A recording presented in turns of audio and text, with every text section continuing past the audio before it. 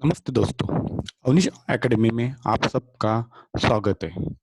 आज अपन देखेंगे कि एसपीपीयू की जो भी एग्जाम की गाइडलाइंस कल इशू हुई है, दैट इज 16 मई को जो भी इशू हुई है रिलेटेड दैट, उसके बारे में थोड़ा अपन डिटेल में बात करेंगे।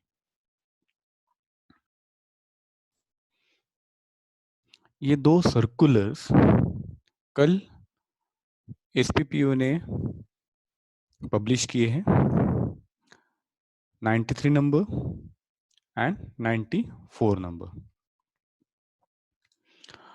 दोनों में डिफरेंस इतना ही है, ध्यान रखो, दोनों में डिफरेंस इतना ही है कि जो भी 93 नंबर का जो भी सर्कुलर आया है वो सेमिस्टर पैटर्न वालों के लिए है, और 94 का जो भी सर्कुलर आया है वो एनुअल पैटर्न और एक्सटर्नल स्टूडेंट के लिए। दो चीजें ध्यान में रखना है, 93 सेमिस्टर पैटर्न वालों के लिए और 94 एनुअल पैटर्न वालों के लिए। तो आज जो भी अपन बात करने वाले हैं वो circular number 93, that is for the semester pattern वालों के लिए बात करेंगे। तो दोस्तों ये अपना 93 वाला सर्कुलर जो भी सेमिस्टर पैटर्न वालों के लिए है, और उसका बेस है जो भी यूजीसी ने जो भी गाइडलाइन दिया था उसका बेस है, और जो भी महाराष्ट्र गवर्नमेंट ने गाइडलाइन दिया था 8 मई को उसके बेस पे एसपीओ ने ये सर्कुलर बनाया है।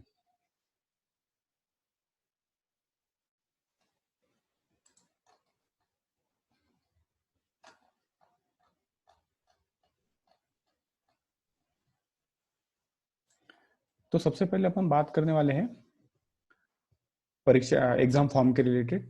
तो एग्जाम फॉर्म ये जो है कि जिनको जिनको एग्जाम को बैठना है, मार्क कैरी फॉरवर्ड हो गए, वॉट एवर जो भी चीजें है, सारे बच्चों को एग्जाम फॉर्म भरना कंपलसरी है, ध्यान रखना है। सारे बच्चों को एग्जाम फॉर्म भरना कंपलसरी है। ओके। जिन बच्चों ने ऑलरेडी फॉर्म भर चुके हैं, जिन बच्चों ने एग्जाम फॉर्म ऑलरेडी भर चुके हैं, उनको फिर से भरने की कोई जरूरत नहीं है। ओके, ध्यान रखना है, उनको फिर से भरने की जरूरत नहीं है। बट जिन स्टूडेंट ने अभी तक कोई भी एग्जाम फॉर्म अभी तक नहीं भरा हुआ है, तो जो भी एग्जाम फॉर्म के लिंक है वो 19 मई 2020 से 28 तक वो चलेगी। तो इस पीरियड में वो लिंक ओपन होगी, फिलहाल वो लिंक बंद है। ओके, सभी स्टूडेंट जानते हैं सभी लिंक बंद है, बट वो 19 तारीख से लेकर 28 तारीख तक वो लिंक चालू रहेगी। तो इसी ड्यूरेशन में वो फॉर्म भर सकते हैं।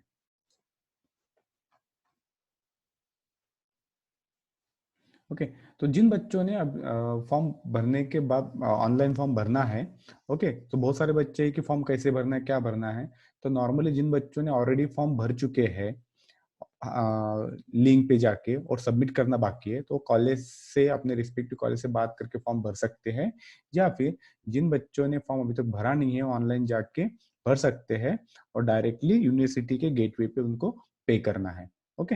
पर ध्यान रखना है कि यूनिवर्सिटी को जो भी फॉर्म भरोगे वो कॉलेज से इंफॉर्मेशन बात करके ही करना है, ठीक है। जो भी फिफ्थ पॉइंट है, ये फिफ्थ पॉइंट कॉलेज के रिलेटेड है। कॉलेज के रिलेटेड है, तो जो भी बच्चा फॉर्म भरता है तो फॉर्म कॉलेज को इन्वर्ट करने पड़ते हैं, कॉलेज को इन्वर्ट करने पड़ते हैं, मतलब यूनिवर्सिटी में भेजना पड़ता है।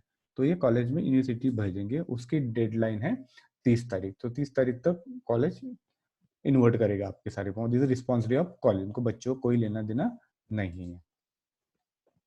ओके। उसके बाद अपन देखेंगे अब जो भी फॉर्म, अब कोई फॉर्म बच्चा फॉर्म भरना बाकी होगा या कुछ होगा, तो किसी भी प्रकार की लेट फी उसको नहीं लगने वाली है, किसी भी प्रकार की लेट फी उसको नहीं लगने वाली है, ध्यान रखना है। ओके। अभी तक तो अपन देखते थे कि लेट फी लगती थी, कुछ होता था लेट फॉर्म, इस बार में कोई भी लेट फी नहीं लगने वाली है। ओके।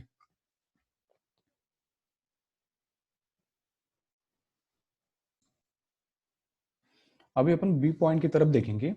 ये बी पॉइंट ये है कि फाइनल ईयर के बच्चे छोड़ के, फाइनल ईयर के बच्चे छोड़ के first year, second year, third year and so on, जितने भी है फाइनल ईयर के बच्चे छोड़ के, उनको करना क्या है उसके रिलेटेड ये है। उनके बहुत सारी क्वेरीज है कि हमने क्या करना है क्या नहीं, उसके रिलेटेड है, ध्यान रखना है।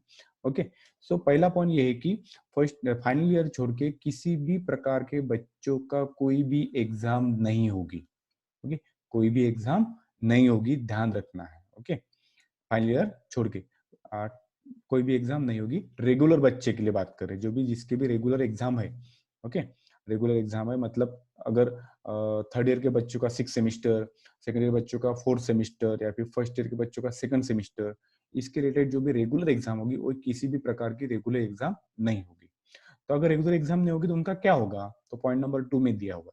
तो उसका जो भी मार्क्स है वो 50-50 रेशियो के हिसाब से दिए जाएंगे। 50% फॉर द 50-50 के हिसाब से आपको दिए जाएंगे। 50% आपके इंटरनल पे डिपेंड्स होंगे, वो कॉलेज डिसाइड करेंगे, और 50% आपका जो भी लास्ट सेमिस्टर या फिर लास्ट ईयर हुआ है उसके ऊपर डिपेंड रहेंगे। ओके, तो ध्यान रखना है 50-50% का रेशियो से आपको मार्क मिल जाएंगे इसी करंट सेमिस्टर के रेगुलर बच्चों के लिए। सिमिलरली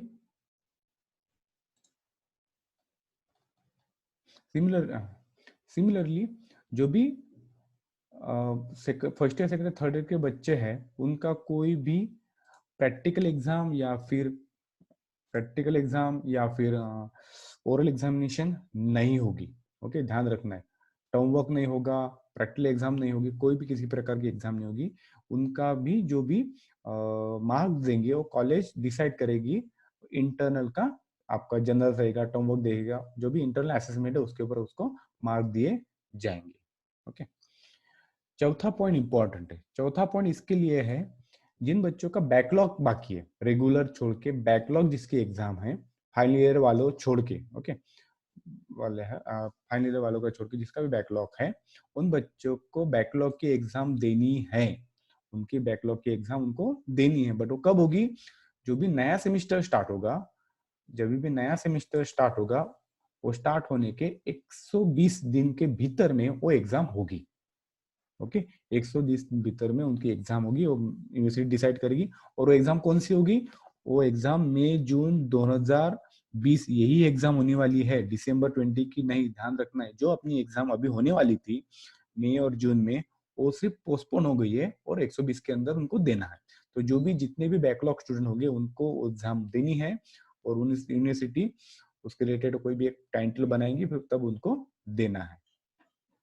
ओके, इसके ऊपर एक ध्यान है, और पॉइंट इंपॉर्टेंट पॉइंट ये है कि जो भी बच्चों का 50-50% के हिसाब से जिसको भी मार्क्स मिलने वाले हैं, अगर वो बच्चा हैप्पी नहीं है, खुश नहीं है, या फिर कोई बच्चा फेल हो जाता है, खुदा ना खास्ता फेल हो जाता है, तो उसको क्या करना है, तो उनको एक चांस मिलेगा परफॉर्मेंस इंप्रूवमेंट के लिए। अगर उनको खुश नहीं है कि मुझे जो मार्क मिले वो ठीक से नहीं मिले हैं, अगर उनको इम्प्रूवमेंट करना है तब पर्टिकुलर सेमिस्टर के, वो इम्प्रूवमेंट की एग्जाम दे सकता है। ओके,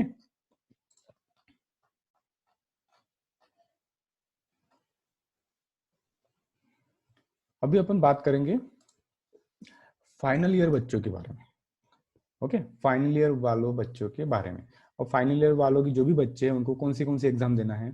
तो फाइनल ईयर वाले बच्चों, सिंपल ध्यान में रखना है, वो करंट सेमिस्टर की रेगुलर, सपोज अगर बी का बच्चा है, अगर सपोज 4 ईयर का कोर्स है, वो फाइनल ईयर की एग्जाम और जो भी उसके बैकलॉग रहेंगे, वो दे सकता है। ध्यान रखना है, तो फाइनल ईयर बच्चे का जो भी बैकलॉग होगा, रेगुलर होगा, फाइनल ईयर बच्चों का सारे एग्जाम होंगे।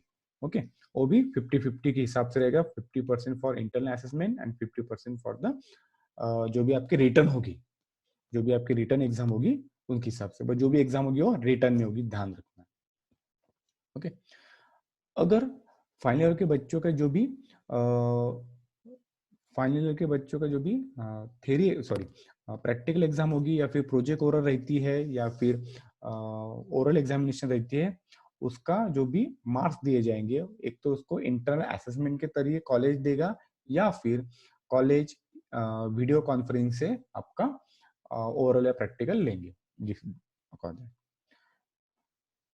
ओके, तो फाइनल ईयर बच्चे वाले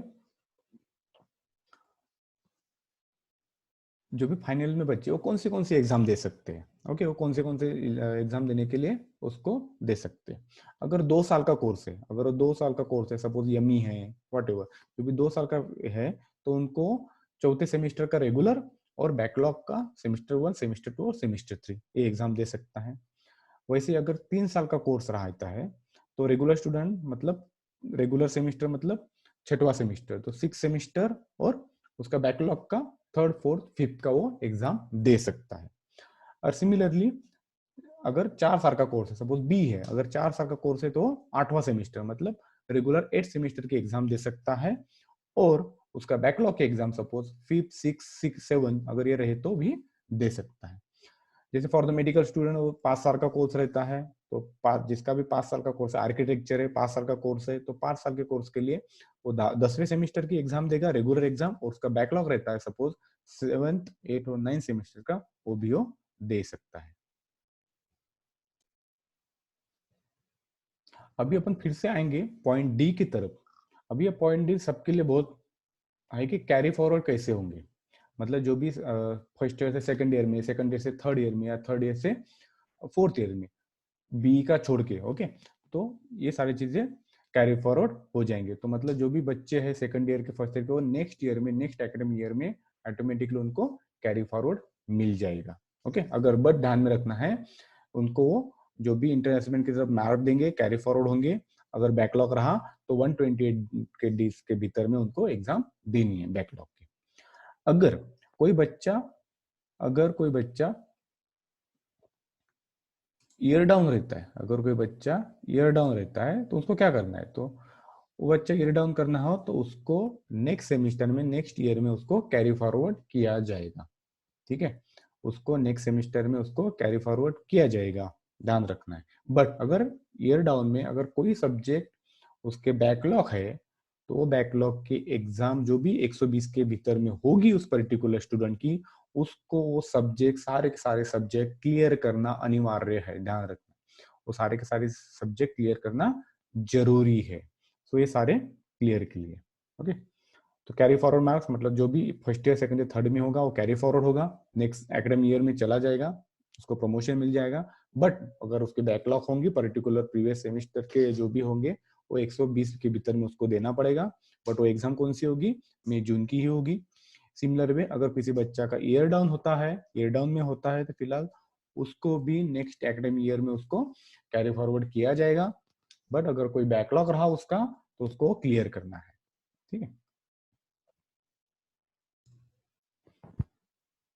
अभी अपन देखेंगे कि और जनरल क्या क्या है दिया हुआ है सर्कुलर में। ओके, तो नॉर्मली जो भी आपकी एग्जाम होती है तो आपके रिस्पेक्टिव कॉलेज आपका सेंटर रहता है, तो उसी प्रकार से आपका जो भी रिस्पेक्टिव कॉलेज है आपका सेंटर रहेगा।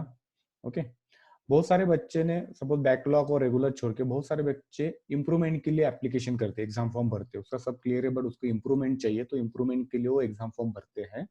तो जिस बच्चों ने इंप्रूवमेंट के लिए एग्जाम फॉर्म भर दिया है, ऑलरेडी भर दिया है, तो उनकी एग्जाम जब भी नया सेमेस्टर स्टार्ट होगा तो उसके 120 के भीतर में उसकी एग्जाम ली जाएगी। ओके, बट उसको कोई भी एग्जाम फॉर्म फिर से भरने की जरूरत नहीं है, जो अभी भरा है उसके हिसाब से उसको 120 के जिसमें उसको एग्जाम दिया जाएगा।